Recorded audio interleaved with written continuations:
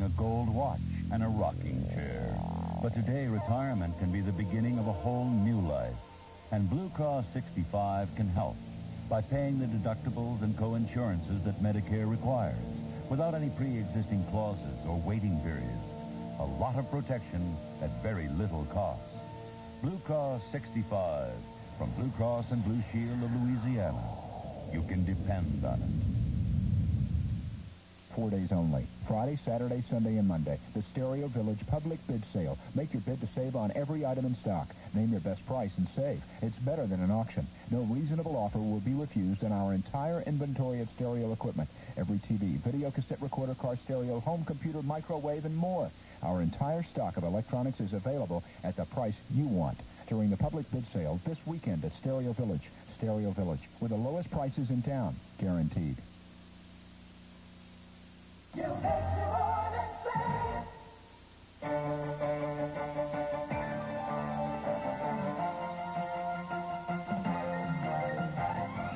Richard Anderson, Joan Malter, and Daniels with sports, and Steve Bellis with weather. This is Newscenter 6, the weekend edition. Good evening. The two candidates for mayor of New Orleans are rounding the clubhouse turn in the race for the city's top job. Both Senator Bill Jefferson and Councilman Sidney Barthelemy, who finished 1-2 in last night's primary, were campaigning again tonight. The top two vote-getters will face each other in a runoff March 1st. Tonight, at the first debate less than a day after the primary, Senator Jefferson and Councilman Barthelemy met uptown to discuss issues related to the environment. The forum was sponsored by the Sierra Club. The candidates both mentioned water pollution in the Mississippi River and Lake Pontchartrain as major areas which needed attention. Political reporter Clancy Dubose now takes a look at what lies ahead in the final chapter of the race for mayor. Jefferson began his day like any other Sunday, going to church with his family. He enjoys the all-out support of the city's black clergy, and that backing put him in front. He got about 2/3 of the black vote on Saturday and only 10% of the white vote.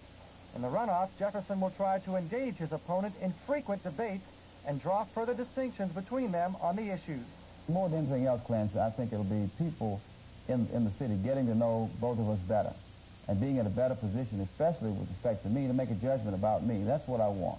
You feel like you still have to get more known? Yes, I do. I think that Sidney is still a much more familiar figure than I am, and that a lot of white voters in particular are a lot more comfortable with him because of that than they are with me. They just don't know me well enough, even yet.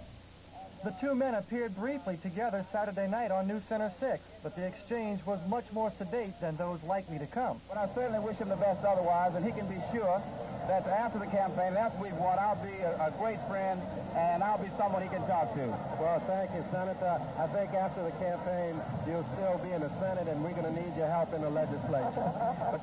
Barthelemy ultimately got out of the political mode and into the carnival spirit, announcing the Crew of Pontchartrain parade in eastern New Orleans. He had a broader base of support than Jefferson, with about 44% of the white vote and 22% among blacks. Oh, I feel that we're going to increase the support that we got this time, particularly in the black community. I feel that there was a lot of misinformation given out about me and my candidacy and the things that we were talking about, and we're going to clear up the issues, and we feel very confident that we're going to do even better. Polls indicate that Barthelemy begins the runoff as a slight favorite, but in this race, anything can happen. And on March 1st, we're likely to see a very, very close election. Clancy Dubose, Newscenter 6. City Councilman Joe Giarrusso, Mike Early, and Jim Singleton were all re-elected this weekend. Voters will decide in next month's runoff who will fill the other 4 council seats. As Mark Phillips reports, the contest, which may be fought the hardest, is the rematch between Mayor Mayoral and District D Councilman Lambert Boissier. It could have been the parade, 4 rolled through New Orleans Saturday, that hurt Mayor Mayoral the most as he tried to unseat District D Councilman Lambert Boissier.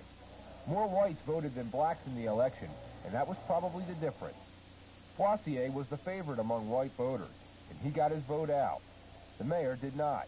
In some of Mayoral's key precincts, the turnout was only about 50%. We're going to regroup and make an assessment. We don't have enough information on which to base an analysis of the race today and make a determination as to what has to be done in a runoff, but we will be doing that. Mayoral promises a vigorous campaign leading up to the runoff. But bolstered by a slim margin of victory Saturday night, Boissier is confident he can keep his job. We want to deal with the fact that I've been a good district councilman, and I think I've done a good job, and I think it's just a matter of getting to more people and explaining them my side of the story. In District A, Peggy Wilson will have to defeat former judge and city councilman Joseph DeRosa in the runoff. Wilson had 43% of the vote Saturday. We didn't have any expectations. We just had our heads down, and we're running hard. DeRosa blamed his late start for his showing, and he believes he can win back the lakefront votes he lost to Wilson. And I think you'll find that we'll do a lot of things different, and we'll have more face-to-face meeting with the voters. Michael Bagnaris and Dorothy Mae Taylor finished a close second-third in the councilman-at-large race. Those two will now face each other in the March 1st runoff. Well, I think it's gone well. We're beginning now to start for the second primary. I feel very good about holding the position that I am now. I have some undying supporters, and they are still looking at the numbers, trying to find the remaining 3% that I would need. State Representative Johnny Jackson has a sizable lead over businessman Ed Collier in the District B race. The winner will replace interim councilman Ulysses Williams, who failed in his bid for councilman-at-large. Mark Phillips, Newscenter 6. A 15-car smash-up on the Lake Pontchartrain Causeway today killed a Covington teenager in snarled traffic for 4 hours.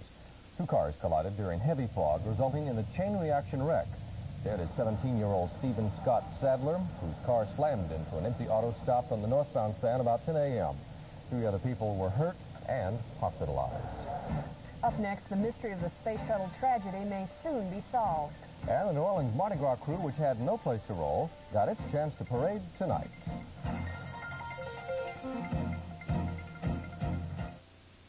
Heads, a Cutlass Supreme. Tails, a Cutlass Sierra.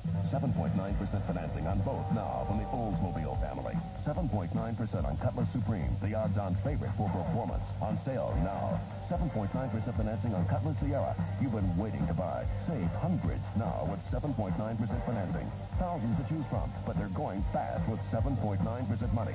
You've waited long enough. Through open special hours, 7.9%. It's a sure thing with the Oldsmobile family. There's a time when things were tough, when the going got around, and the rocky road is heavy load. Well, I knew you had enough.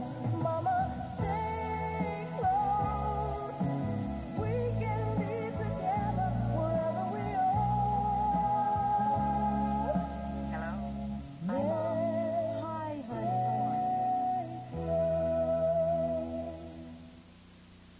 When minor arthritis pain needs soothing, turn on the heat. There's no beating deep heating.